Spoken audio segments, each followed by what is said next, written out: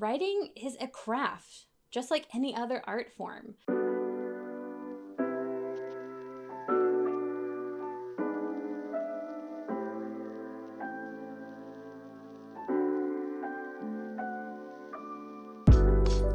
Hey everybody! So I was thinking this week about the writing process and how fascinating it is as an art form.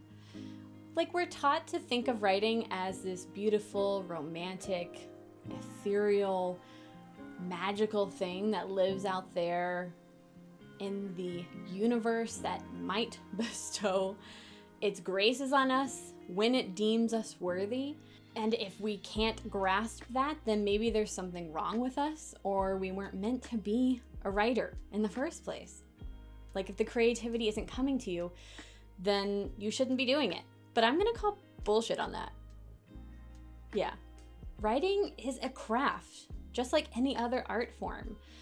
If you want to stay on top of it, you've got to create some routine and regularity and a little bit of conformity just to keep the engine rolling. This is a huge element of staying on top of my game as a writer. So in today's video, I want to go over my process for warming up for a day of writing. You see, I look at writing much in the same way as any other well-honed technique. You wouldn't ask an athlete, like a runner or something, to go out and take on a whole marathon without at least doing some warm-ups first. Or a singer, like an opera singer or something, to go out and perform an aria without running through the scales, warming up the vocal cords, getting things going. So I think writing is exactly the same. You shouldn't pull out your computer and expect to be able to whip up perfect words and paragraphs and chapters without at least doing a little bit of warming up first. Because in my experience, when I try and do that, it's a recipe for disaster. I get writer's block, I look at that blank page and I freak out. I'm not ready. I'm not in the right mindscape in order to handle the pressure of my craft. And isn't writer's block kind of the mental writer's equivalent to an injury? You definitely don't want to have that because it will stop you from making any progress on any work that you're working on. I know that it has happened to me. Not only that, but having a ritual to ease yourself into your writing day is really beneficial. I just recently finished reading Atomic Habits by James Clear.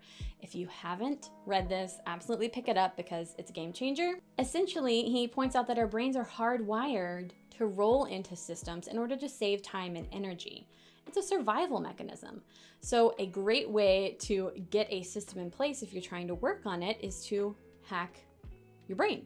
The more you work on creating a ritual for yourself and getting into that habit, the more quickly your brain will get into the space for creation. You don't rise to the level of your goals, you fall to the levels of your systems. So I absolutely need to have a system in place that supports any goals that I have in mind so that I can just focus on them and then the goals will come naturally. My morning routine is a system that I've created to help me get through the hard parts, to push me through so that I can get to the end of the novel. Because let's face it, writing is hard. That shit is hard. Okay, enough with the talking, let's get on to the process. I write first thing in the morning. When I'm fresh and bright-eyed and bushy-tailed, I like to dive straight into my creativity. So I'll make a cup of tea or coffee or matcha, but most of the time it's tea. And I put it in my favorite little mug and pour my hot water over it, get my juices flowing, let it brew. Something about this process immediately starts to get my brain in the right headspace. I take my cup and I head to my office.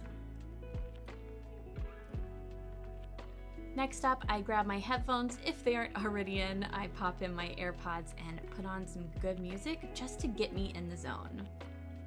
And the number one thing that I do before I start writing is that I read. Yes, you heard me right. I like to choose one work of fiction, maybe a book that I really like, an author I enjoy, and I will read at least a chapter, at least a couple pages, just to kind of get me in the framework of this structure and pacing and get my inner monologue going so that I'm more likely to hold on to that when I start my own writing.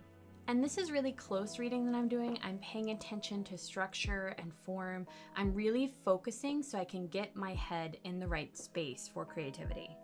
But we're not done yet. Next up in the process, I like to read some poetry too. So I go to my favorite books, I pull one out.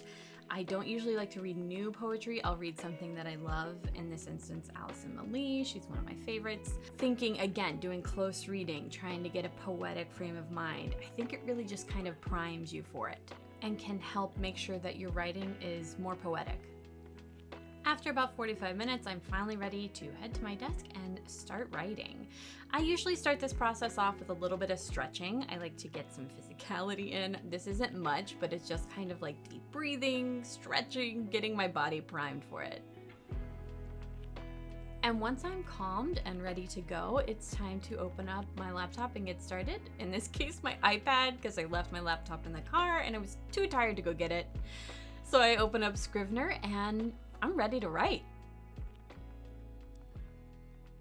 And hopefully, after I've gone through my paces, gone through my entire ritual process, my brain is primed and ready for creation. I can pull out my computer and whip up beautiful lines and work on my story and feel motivated and inspired and excited to move forward with my work. Does this always work perfectly? No, absolutely not.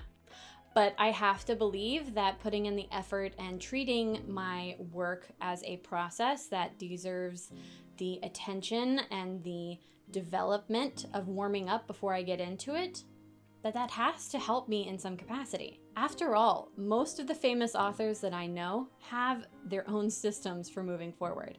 I've developed what works for me after lots of trial and error and after reading tons of books on craft, listening to tons of interviews, so I highly encourage you to do the same. I love the quote from Elizabeth Gilbert in Big Magic, which you know is one of my favorite books on creativity. It's a simple and generous rule of life that whatever you practice, you will improve at. Writing is a craft, and it's a beautiful calling to have. I love the fact that I have these stories packed up in my brain, and I want to share them with the rest of the world. So my best advice for anybody else out there is to use what works for you and drop what doesn't.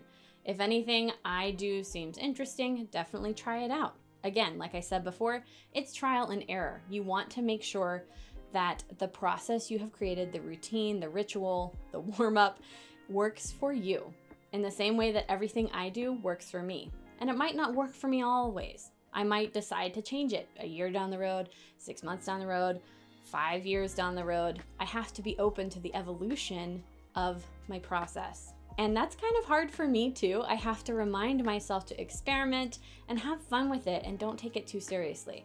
Because the minute I do, I see a severe decline in my inspiration and my motivation. And that's the opposite of what we want. So I hope you enjoyed this video and found it educational, informative, maybe entertaining. If you did and you want to learn more about writing and storytelling, make sure to hit that like and subscribe button so you can stay up to date on everything new that I'm putting out on my channel. Thanks so much for joining me today and checking out my warm-up routine for writing and spending time with me. I really value that you chose to sit down with me. I hope to see you around next time, but until then, bye.